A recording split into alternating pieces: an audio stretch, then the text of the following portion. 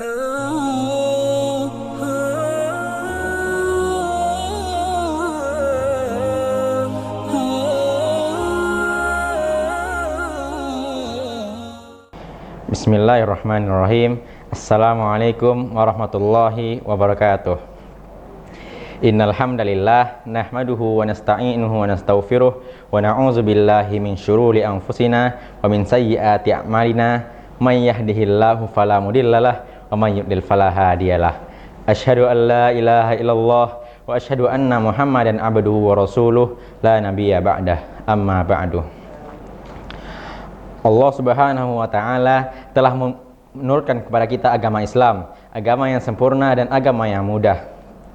Dan juga Allah Subhanahu wa taala telah memerintahkan kepada kita untuk beribadah kepadanya sebagaimana yang difirmankannya oleh Allah Subhanahu wa taala di ayat Al-Qur'an di surat Az-Zariyat ayat 56 yang berbunyi A'udzubillahi minasyaitonirrajim wa ma khalaqatul jinna wal insan illa liya'budun. Yang artinya dan tidaklah aku ciptakan manusia dan jin hanyalah untuk beribadah kepadaku. Dari ayat ini kita mengetahui bahwasanya Allah menciptakan kita semata hanyalah untuk beribadah kepadanya. Dan salah satu perintah ibadah Allah Subhanahu wa taala kepada kita adalah yang berpuasa sebagaimana yang difirmankan oleh Allah Subhanahu wa taala yaitu dalam surat Al-Baqarah ayat 183 A'udzubillahi minasyaitonirrajim ya ayyuhalladzina amanu kutiba alaikumusiyam kama kutiba alal ladzina min qablikum la'allakum tattaqun. Yang artinya wahai orang beriman telah diwajibkan atas kamu untuk berpuasa sebagaimana diwajibkan atas umat sebelummu agar supaya kamu bertakwa. Dari sini kita mengetahui bahwasanya Allah Subhanahu wa taala mewajibkan atas kita untuk berpuasa 1 bulan penuh di bulan Ramadan. Namun di balik kewajiban tersebut Allah Subhanahu wa taala memberikan perhatian atau keringanan terhadap orang-orang yang tidak sanggup untuk melakukannya. Adapun golongan dan sebelum itu saya akan menyebutkan syarat-syarat wajib sah puasa. Yang pertama adalah Islam, yang kedua berakal, yang ketiga mampu, yang keempat balik, dan kelima adalah suci dari haid dan nifas. Adapun golongan-golongan yang Allah berikan untuk mendapatkan keringanan untuk tidak melakukan puasa adalah yang pertama anak kecil.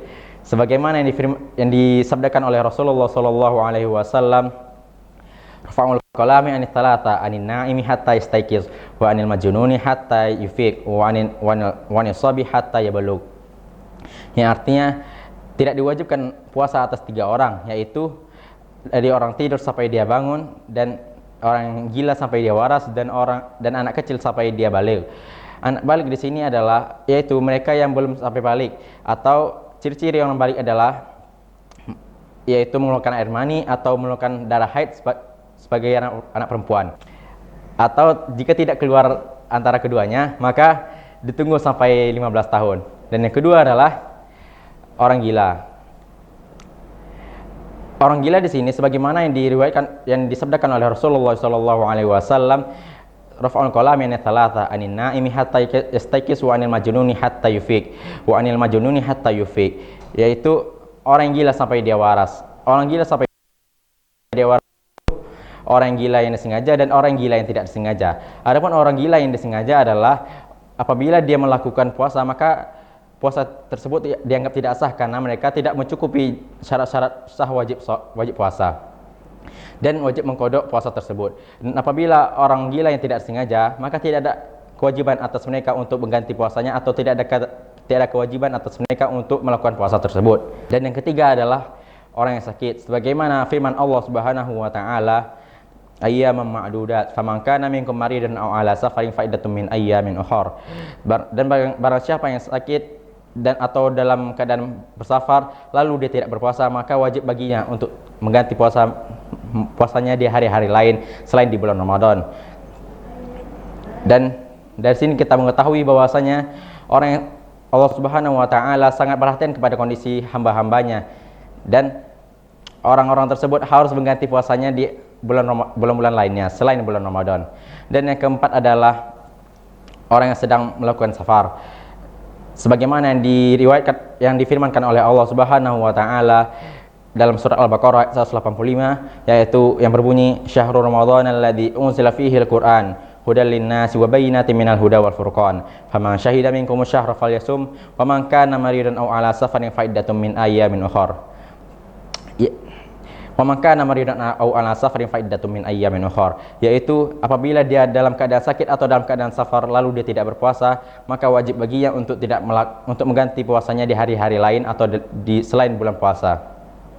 Dan yang kelima adalah orang tua atau lanjut usia. Perlu kita ketahui bahwasanya salah satu syarat wajib sah puasa adalah mampu. Dan apabila orang tua tersebut atau lansia melakukan puasa sehingga fisik mereka lemah dan atau sehingga membahayakan mereka, maka diperbolehkan untuknya untuk meninggalkan puasa dan wajib baginya untuk menggantinya dengan fidyah. Dan yang keenam yaitu ibu hamil. Sebagaimana yang disabdakan oleh Rasulullah SAW, Innallaha azza wa jalla satara as-salati 'anil musafir wal hamil wal murdi as-shaum aw as-siyam. Sesungguhnya, yang artinya sesungguhnya Allah Subhanahu wa taala menghilangkan separuh salat atas orang musafir, dan juga Allah Subhanahu wa taala menghilangkan puasa atas orang musafir, ibu hamil dan ibu menyusui.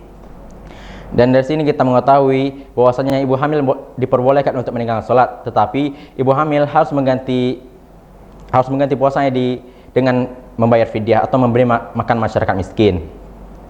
Dan yang ketujuh adalah ibu yang sedang menyusui.